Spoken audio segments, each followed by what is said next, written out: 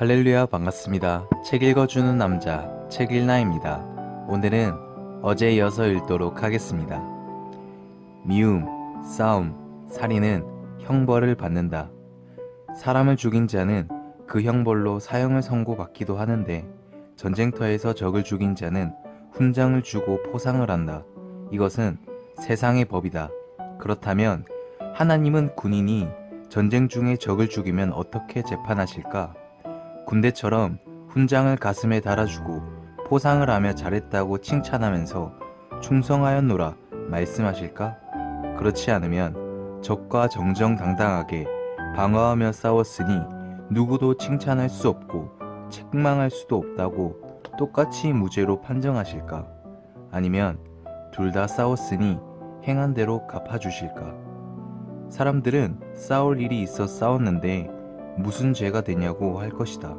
싸운 사람끼리는 싸울 일이 있어서 싸웠기에 당연한 일이다. 하지만 법적으로 볼 때는 법에 걸려 처벌을 하게 된다. 하나님은 이를 더 크게 다루어 형제를 미워한 죄로 보고 육도 영도 처벌을 하신다. 사람들이 싸움을 할 때 보면 흔히 서로 상대가 악하다고 하며 싸우게 되고 상대가 자기에게 해를 주었다고 하며 서로 다투며 싸우게 된다. 이와 같이 전쟁도 마찬가지다. 사람이 살다 보면 상대에게 이익도 주고 피해도 주며 살게 된다. 이익을 줄 때는 좋아하지만 해를 줄 때는 마음이 상해 서로 참지 못하고 싸우게 된다. 처음에는 마음으로 미워하며 싸움을 하다가 점점 커지게 되면 육적인 작은 싸움이 되고 더 나아가서는 큰 전쟁까지 하게 되어 총을 쏘며 포를 쏘며 미사일을 쏘며 원자폭탄을 쏘며 죽이기까지 한다. 전쟁으로 사람을 죽인 군인이 하나님께 심판을 받는다면 어떻게 말할까? 아마도 저 사람이 먼저 나를 해롭게 해서 내가 그냥 있으면 더 해를 받고 내게 있는 것도 모두 뺏기게 되니 싸우다가 결국 죽였나이다 라고 하나님께 말할 것이다. 그럼 하나님이 죽은 상대편에게 너는 왜 저 사람을 해롭게 했느냐 묻는다면 저가 나의 마음을 먼저 거스리고 해를 주어 싸우게 되었나이다 할 것이다.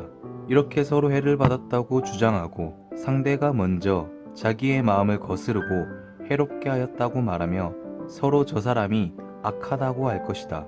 심판주 하나님은 이를 어떻게 재판하실까? 말씀하시기를 행여 저 사람이 너의 마음을 거스르게 하며 화나게 했을지라도 사랑해 주며 참았으면 참은 만큼 큰 복이 되었겠건만 참지 못했으므로 화가 커져 서로 죽이고 피차 화를 받게 되었으니 모두 자기가 행한 대로 형벌을 받아라 하실 것이다. 사람이 살아가면서 서로 미워하게 되면 싸움과 다툼 그리고 전쟁과 죽음이다. 사람들이 하나님의 말씀을 순종치 않고 서로 미워하고 싸우며 살인하면 사람을 통하여 심판을 하기도 하시고 어느 때는 자기 원수를 통해 심판하기도 하시고 또 의인을 통해 악인을 심판하기도 하시고 만물을 통해 여러 가지 재앙으로 고통을 주기도 하신다. 이러하니 전쟁에서 사람을 죽이고 살인하면 결국 의로운 일이라고는 볼 수 없고 그 행한 대로 심판을 받고 형벌을 받게 되는구나 생각하니 전쟁터의 그 어떤 상황에서든지 사람을 죽이면 개인의 죄, 민족의 죄가 되겠다고 더욱 깨닫게 되었다. 그렇지, 그러하고 말고 내가 참아야지. 하나님을 먼저 믿고 그의 뜻을 깨달은 내가 참고 지혜롭게 행해야지 하고 결심했다. 지구촌 모든 사람들은 그 어떤 민족이든 한 조상, 한 할아버지의 자손이다. 그러나 모두 얼굴도 다르고 성격도 다르다. 기후와 사는 위치에 따라 눈이 작기도 하고 크기도 하고 눈이 파랗기도 하고 까맣기도 하고 키나 체구가 월등히 크기도 하고 작기도 하며 흰머리, 노랑머리, 검은머리 등 머리색도 각각 다르다. 각각 개성도 다르고 사는 방식도 다르고 먹는 음식도 다르다. 다 개성대로 창조하시고 개성대로 살게 하신 것이다. 하지만 모두 한 하늘 아래 한 형제다. 육은 부모를 통해 낳게 하듯 영은 하늘을 통해 낳아 존재하게 한다. 이 같은 하늘의 깊은 진리를 깨달은 나는 작전 중에 적의 가슴에 총을 쏠 수가 없었다. 그 대신 목숨을 걸고 적을 포로로 잡았다. 죽이지 않고 살려주며 평화의 전쟁을 했다. 그러한 나의 삶은 오늘에 와서 생각하여도 후회 없는 삶이다. 원수를 사랑해야 나도 산다. 내 생명이 긴급할 때 적의 가슴에 총을 겨눌지라도 쏘지는 말자.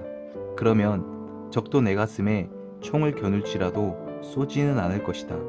전능하신 자가 그 순간도 나와 적을 쳐다보고 계신다. 원수를 사랑하라고 하셨으니 내가 그 말씀을 목숨 걸고 행하면 무슨 대책을 세워 주시겠지. 아무런 대책도 없이 원수만 사랑하라고 하셨을까? 이렇게 믿고 행했더니 역시 하나님은 대책 없이 원수를 사랑하라고 하신 것이 아님을 보여주셨다. 이 책 1권에서도 썼듯이 내가 한 전쟁은 결국 나를 죽이려고 총을 들고 오는 적에게 내가 총을 쏘지 않는 기적을 보이니 적도 나에게 총을 쏘지 않는 기적을 보인 사랑과 평화의 전쟁이었다.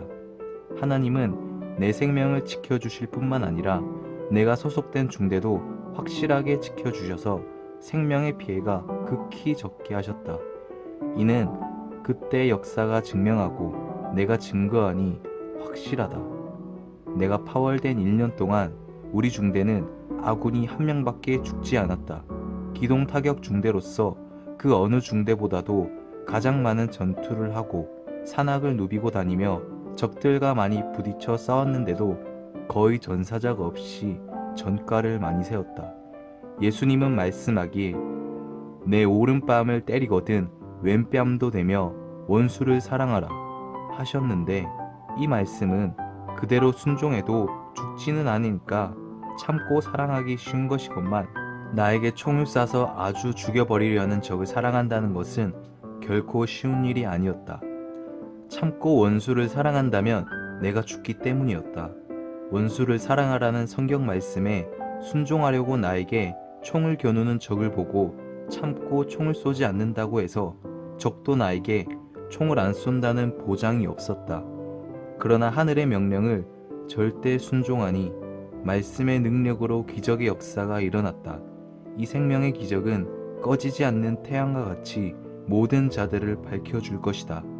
아무리 전쟁터라도 아무리 원수라도 천하를 주고도 바꿀 수 없는 생명들을 짐승같이 죽여 피를 흘리게 하지 말자. 사람을 죽이면 누구든지 살인자라 아니할 수 없다. 귀한 생명을 죽이면 내 귀한 생명도 죽는다. 나 죽으면 부귀영화와 세상을 다 준다 해도 다 필요 없는 것이다. 적 죽이고 나 죽는 것이 평화가 아니다. 이것은 불행이다. 지옥이다. 적을 살려야 나도 산다. 적도 살고 나도 사는 것이 보람이다. 천국이다. 사랑과 평화의 전쟁이다. 사람은 자기가 행한 대로 받는다.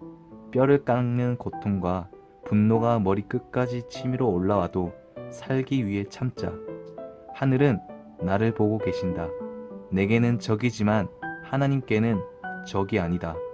내가 사람을 죽이면 영원히 지울 수 없는 살인자라는 죄목을 갖게 되고 나와 후손들이 그 죄값을 받게 되고 나는 의인이 될 수 없어서 사람을 구원할 수 없는 자가 된다. 살인자를 통해 사람을 구원할 수 없기 때문이다. 오직 하나님은 의인을 통해 죄인들을 구원하신다. 이 같은 나의 사고 위에 하나님은 더욱 강하게 나를 보호하시며 기적을 일으키셨다. 나는 왜 존재하나? 나는 나를 위해 존재한다. 내가 행여 타인을 위해 존재한다 해도 실상은 나를 위해 존재하는 것이다. 남을 위해 산 것은 나를 위해 산 것이다. 내 누구를 위해 종을 울리랴. 결국 나를 위해 종을 울린다. 혹여 하늘 전능자를 위해 산다 해도 나를 위해 산 것이고 혹여 사람을 위해 산다 해도 나를 위해 산 것이다. 아, 가정을 위해 살아도 민족을 위해 살아도 세계를 위해 살아도 하늘을 위해 살아도 역시 나를 위한 삶이 빠질 수 없는 것이다.